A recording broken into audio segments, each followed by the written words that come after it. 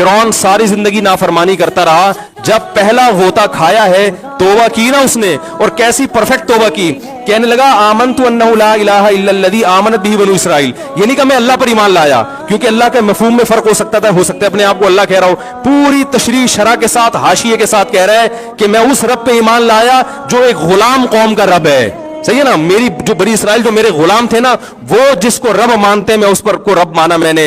अल्लाह फरमाते हैं आल आना, अब ईमान ला रहा है, वक़द असैत क़ब्लु, इससे पहले तूने नाफरमानी की है, ऐसा इबरत का निशान बनाऊंगा।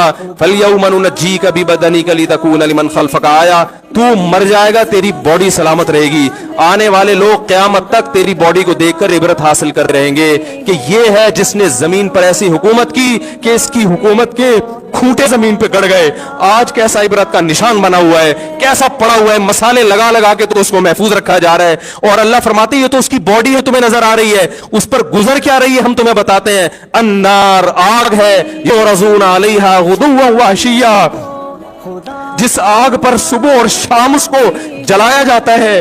वयौम तक़ूमुस्साअ, और जब क़यामत कायम होगी, अदखिलू आल फ़िरऔन अशद्दल अज़ाब, अल्लाह फरमाएंगे कि हम हुक्म देंगे फरिश्तों को कि फ़िरौन को इससे सख्त अज़ाब में डाल दो। आपको फ़िरौन लेटा हुआ नजर आ रहा है, कुरान कह रहा है लेटा हुआ नहीं है, वो सुबह और शाम आग में जलाया जा रहा है। इसको हजारों साल गुजर गए, सुबह भी आग में जलता है, शाम को भी आग में जलता है। और फरमाया अभी क़यामत आने दो, जहन्नम में हमेशा के लिए दाखिल रहूंगा जो इससे भी ज्यादा सख्त है। वही यतहाज्जुन फिन्नार, और फरमाया जहन्नम में जाने के बाद क्या होगा, आपस में इनके मुकालमे को अल्लाह ने जिक्र किया है कि जो फिरौन के मातहत थे वो फिरौन से कहेंगे तेरी इताअत और फरमा बरदारी में, तेरी हुकूमत की वजह से हमने मूसा की बात नहीं मानी। उसे कमजोर कहा, तू कहता था मूसा को बोलना नहीं आता, मूसा के पास हुकूमत नहीं है, मूसा हमारी तरह पढ़ा लिखा नहीं है, मूसा हमारी तरह ब्रॉड माइंडेड नहीं है, हमने तेरी दावत की वजह से मूसा की बात का इंकार किया, आज हम आग में जल रहे हैं। फहल अंतुम मुगनून अन्ना नसीबम मिनन नार, क्या एक दिन के लिए तुमसे आग को दूर कर सकते हो? तो वो कहेगा कि मैं खुद इस जहन्नम की आग में जल रहा हूं, मैं तुमसे आग को दूर नहीं कर सकता। अल्लाह फरमाते हैं सब मिलके जहन्नम के दारोगा के पास जाएंगे। वक़ाल लज़ीना फ़िन्नार लिख़ज़नती जहन्नम उदऊ रब्बकुम, के फरिश्तों से कहेंगे तुम अल्लाह से दुआ करो कि कुछ अजाब में तखफीफ हो जाए, कुछ मोहलत मिल जाए। तो फरिश्ते जवाब में कहेंगे कि क्या तुम्हारे पास डराने वाला नहीं आया था? मूसा कलीमुल्लाह जिससे अल्लाह कोहे तूर पे हम कलाम हुआ करता था, उसने तुम्हें डराया नहीं था कि तुम अल्लाह की नाफरमानी छोड़ दो?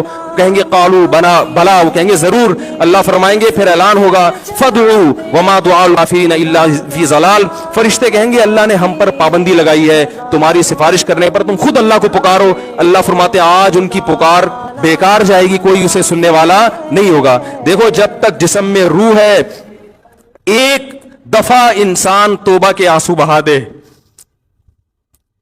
एक दफा अल्लाह से कह दे कि ए अल्लाह मुझसे जो जुर्म हुआ, अगर किसी ने ज़िना किया है एक दफा कह दे अल्लाह आइंदा नहीं करूंगा।